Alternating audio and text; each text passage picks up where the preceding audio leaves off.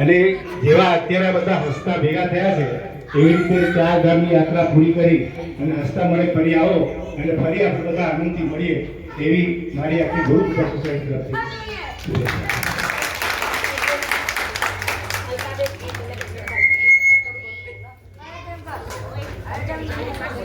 ખબર પડશે કે કેટલા લોકો કઈ રીતે આનંદથી રહે છે. ભલે આપણે ગામડા જુદા જુદા આવીને વસેલા છે પણ ભાવ પ્રેમ પરિવાર તરીકે ગોકુલધામ આપણે સિરિયલ જે પેલી જેઠાજી વાળી પણ આજે આપણો એનો અનુભવ છે અને ખરેખર તમે આયોજન કર્યું ને એ હમણાં અમને તો એવું લાગે કે વડીલોને આ શીખવા જેવું છે.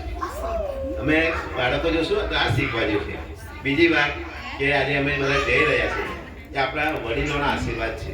આપણા પૂર્વજો આપણા એ લોકો આપણા માટે બહુ એ કર્યું છે અને એમનું પુણ્ય પ્રતાપ અને આપણું એ પણ આજે તમે જે આની ઉત્સાહ ભર્યો છે આ ઉત્સાહનું કુટુંબ એટલું મોટું છે કે અમે ત્યાં જઈને આવીશું એ સાથે લઈ આવીશું અને એ જ ઉત્સાહથી આપણે ફરી પાછા મળીશું.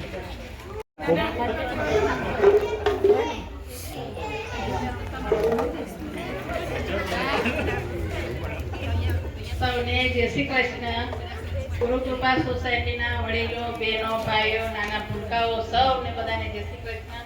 તમે બધા અચાનક આ પ્રોગ્રામ તાત્કાલિક ઉભો કરી લીધો. ભાવનાબેનનો ફોન આવ્યો મારા પર કે પ્રોગ્રામ અમે કરવાના છે કે અમે બધા સખીઓ મળી ભેગા મળીને અમે આ પ્રોગ્રામ કરીએ છીએ.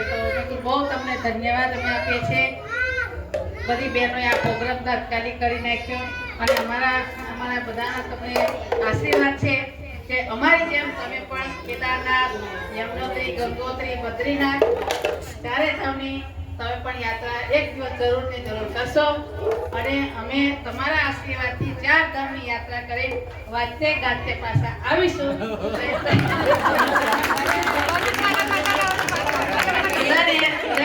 ધન્યવાદ.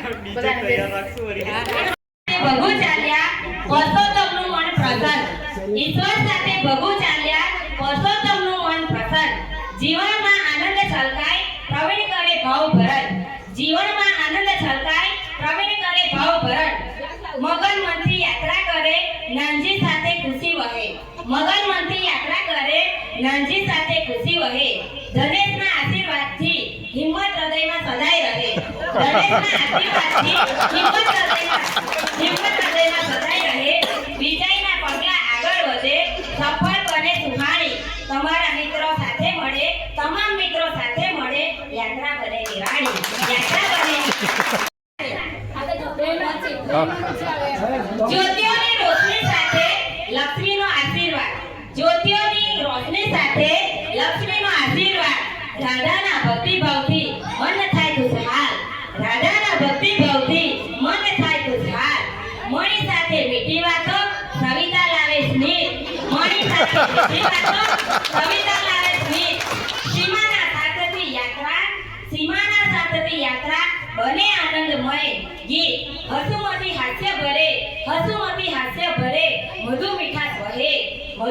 વહે. સાથે સૌ હોય ત્યારે સફર સુહાની રહે.